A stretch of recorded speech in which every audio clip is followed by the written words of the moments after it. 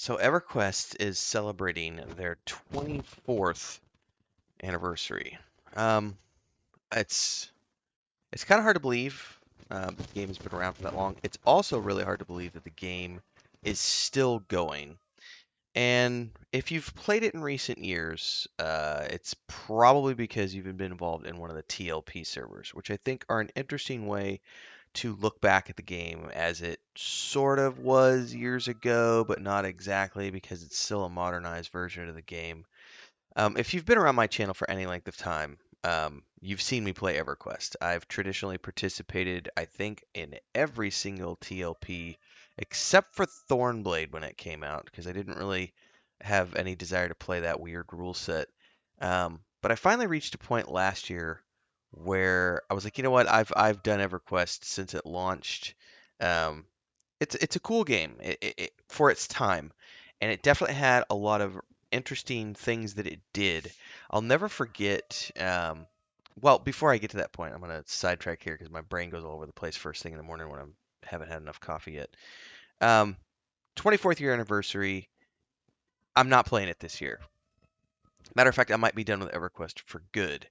There's a reason for that, but I don't want it to detract from why you might want to play EverQuest in this 2023 year that we're in the game's 24th year, in the game's 25th year, or whatever. Let me tell you a little story about why this game was so important to me at the time of my life that it came out, and why that part of the game's history is so meaningful for me. I was at the Star Wars festival, the very first Star Wars festival that ever happened, in Denver, Colorado, in 1999. And the festival happened. I'm being vague on timelines because it's been a long time. A month or two after EverQuest had already come out, so I didn't actually play the game from launch, but I did play it very, very soon after it launched. But I was at the Star Wars celebration, and I was in line for the toy store to be opened, and we were shooting the shit with people around us. We were talking about, video games and D&D and the Star Wars role-playing game from West End Games. And that got us talking about, our favorite tabletop moments. And the guys behind me were like, "Well, hey, have you heard of this new thing that came out, this new game called EverQuest?" I was like, "What are you talking about?" Like, I didn't even, that was a point in my life. I had I'm pretty sure I had a Nintendo 64 console, but I did not have an actual PC. My parents had a PC, and I had gamed on their PC at their house, growing up over the years with things like Baldur's Gate, so on and so forth.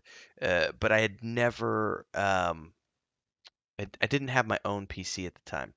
So we started talking, and the scene that stuck in my mind to this day is they were explaining the Common Lands and the Hill Giant in the Common Lands, and this epic fight that happened where the Hill Giant's coming over the hill towards the tunnel or whatever, and about all these players getting together and wizards calling lightning down out of the sky, and this they described this tabletop adventure to me where instead of it all being theater of the mind, it was actually all played out in a 3D format. And that blew my mind because it hadn't been done at the time. You have to think that this is in the days of MUDs, and even though you had games like Baldur's Gate, and going back to the point and click games like, Space Quest, King's Quest, Quest for Glory, those weren't the same thing as a multiplayer game where everybody could come together and have this adventure. That stuck in my mind, and I left the Star Wars celebration and went and literally on finance. I financed a freaking computer, and got this game and was immediately hooked. And it was the refuge for me for many, many years, where I would come home from work, a job that I just absolutely loathed, working for my dad and working in construction. And I would come home at nights and I would just spend all my nights and all my weekends playing this game. Got into raiding, and just this became my entry into MMORPGs. And so I have very fond memories of EverQuest. But what blows my mind is that, where we are in 2023, the game's been out for 24 years. Um, 24 years. I have had a lot of fun playing the TLP servers, but to be honest with you, I haven't played the live version of EverQuest since EverQuest 2 launched.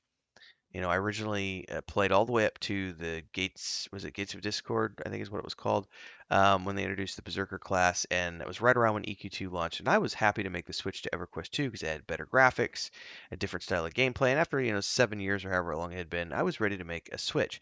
And I've never regretted that decision. I've also never regretted the decision to um, not play the current content of EverQuest because it's just the game. I got my run out of it, and even though I have gone back and played the TLPs when they've come out, those TLP experiences usually last 6 to 8 weeks, and then I've seen everything I want to see, and it's usually done for the nostalgia.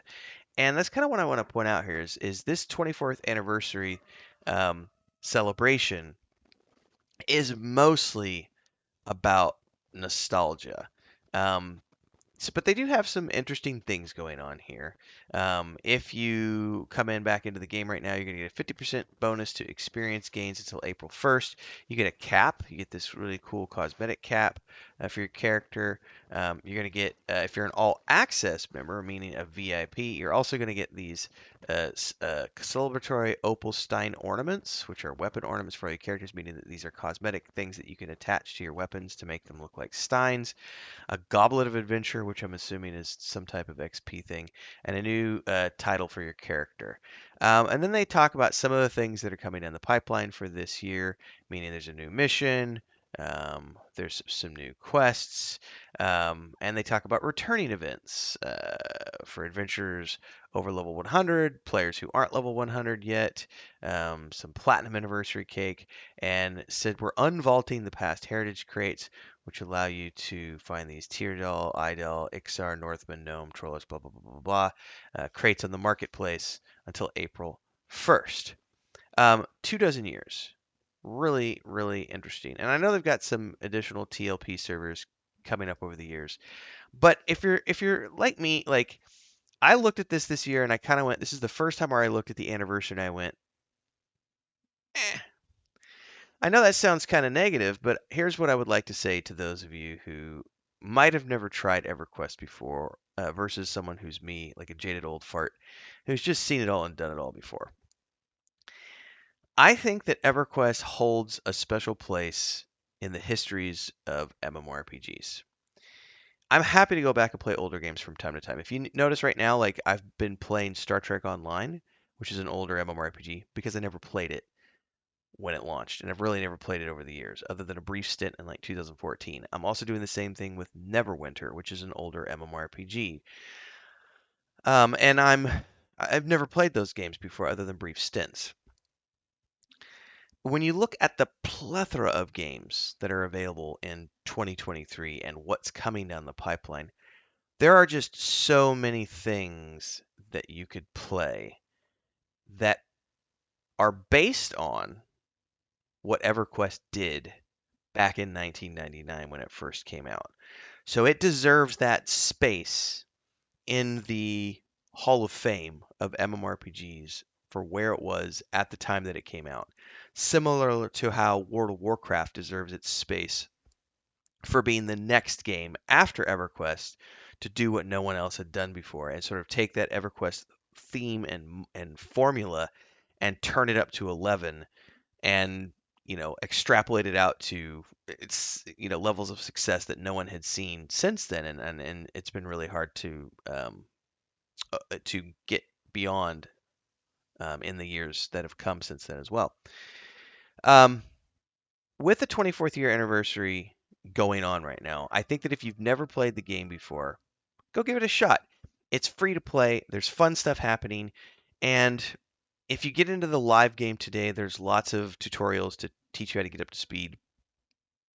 And there is good content there for you to play through, especially now that they have mercenaries and there's starting areas and everything else.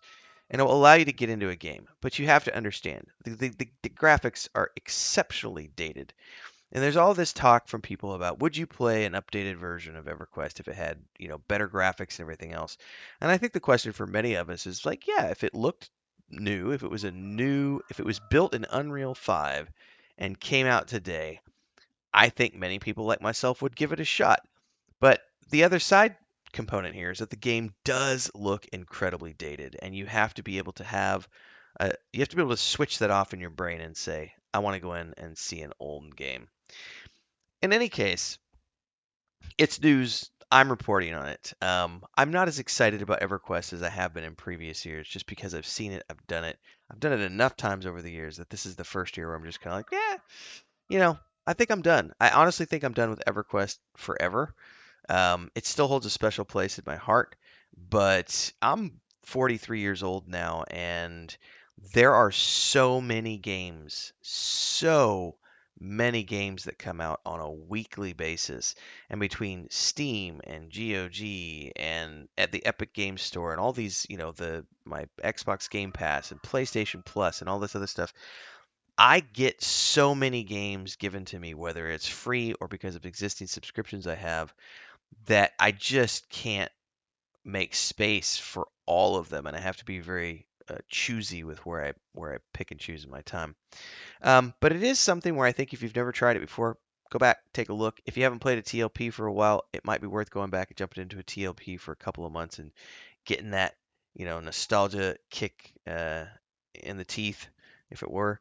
But yeah, check out the post. Let me know what you think in the comments below. I realize this isn't the happy, yay, EverQuest 24 post that some people thought it might be. This is more of a ruminating, you know, good memories, but also for me, it's time to move on.